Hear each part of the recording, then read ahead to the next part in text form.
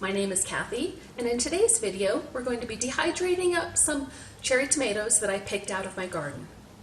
The first thing we need to do is get these tomatoes washed. So let's get started.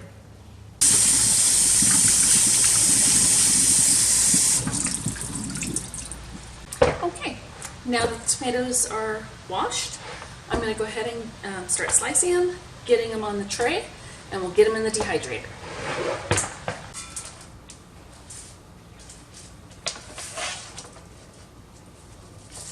As you can see here, I do have some mesh that I've cut to fit my trays, and this really helps with, it makes it a lot easier to get the dehydrated tomatoes off of the trays once they're done drying, and it keeps any small things from falling through the holes. So I'll be getting them cut up and put on here. Grab a knife. I'm just going to take off the tops, cut them in half, and lay them face side down on the tray.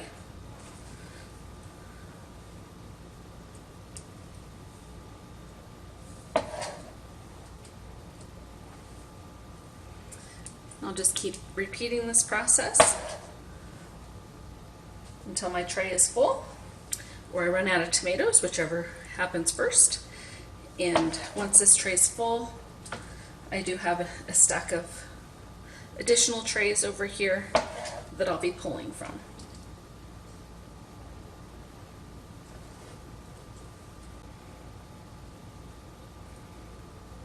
As you're laying the tomatoes on the tray, you will want to leave a little bit of space in between each of the tomatoes, just so that it gets good airflow while it's in the dehydrator.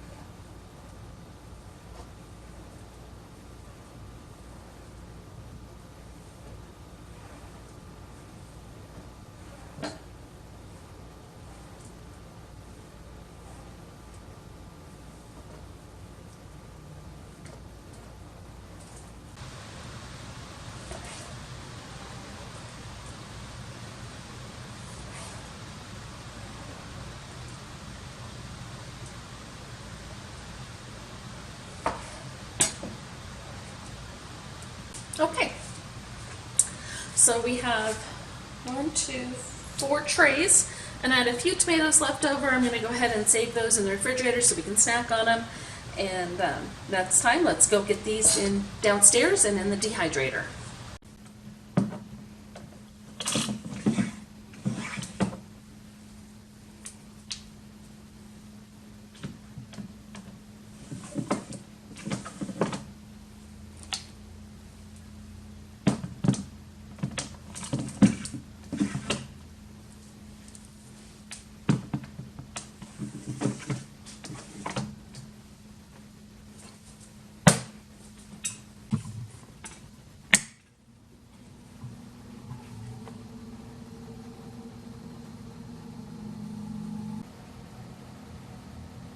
Okay, so we have 4 trays of tomatoes in the dehydrator.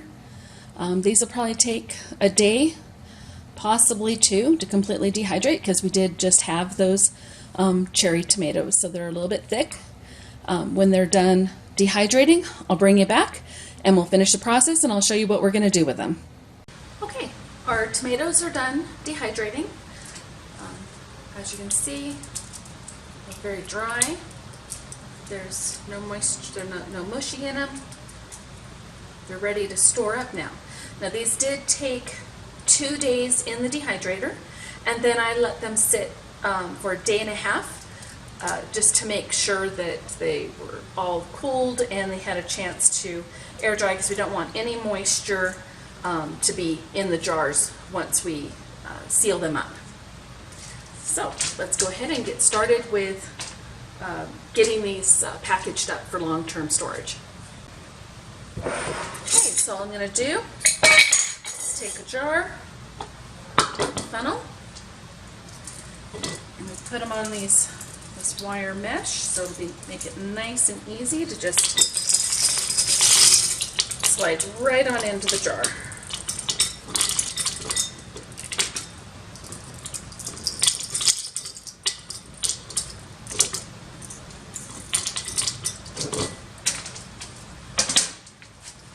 We only had 4 trays. I think they'll all fit in this one jar.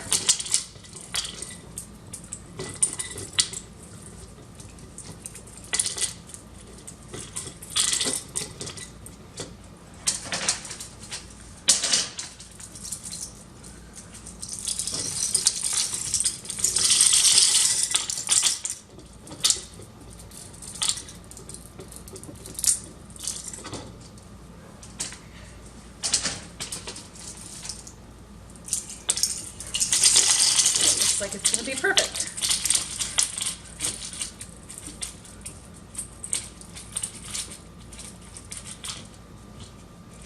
So we were able to fit all of that in one jar.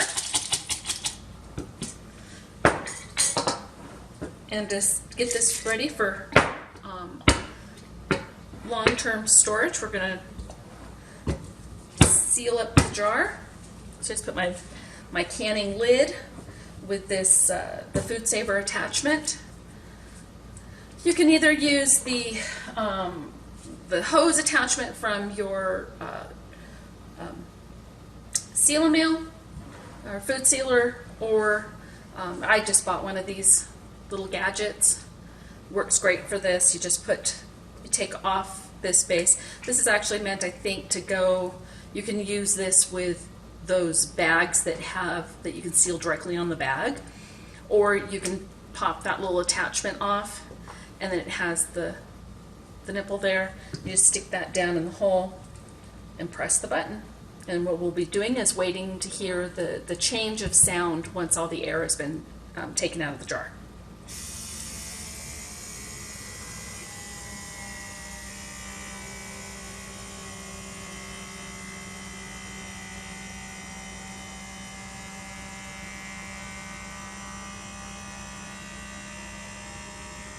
Okay, can you hear that? I think the sound changed.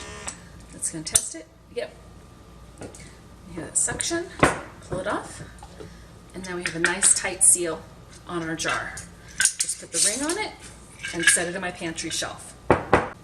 Now to use the dehydrated tomatoes, you can put this in, if you're making a sauce, any type of a tomato based sauce, you can use these tomatoes in that. You can also grind up the tomatoes and make a tomato powder. With this, you can add this directly into your spaghetti sauces, or any sauce tomato-based sauce that you want to thicken it up a little bit, or any sauce that calls for maybe some tomato paste or a little bit of tomato sauce.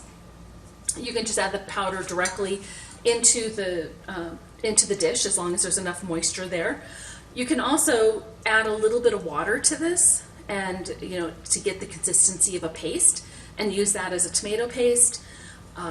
You could add a little bit more water and turn it into tomato sauce, And if you add even more water, maybe a little bit of lemon juice, you can make yourself a glass of tomato juice. So it has lots of uses as a powder form, and then again also just as the tomatoes. In a later video, I'm going to be making, turning these into like the sun-dried canned tomatoes that you would find in the store, so that they'd be nice and soft and be able to use on sandwiches and things like that. So that will be in a future video. So that's it for today. Thank you for coming along with me as I was, preparing my tomatoes from my garden so that I can use them year round. So if you liked what you saw today, please hit the like button down below, consider subscribing, and hit the bell icon to get notified of when I put out new videos. And until next time, have an amazing day, and we'll see you again soon. Bye now.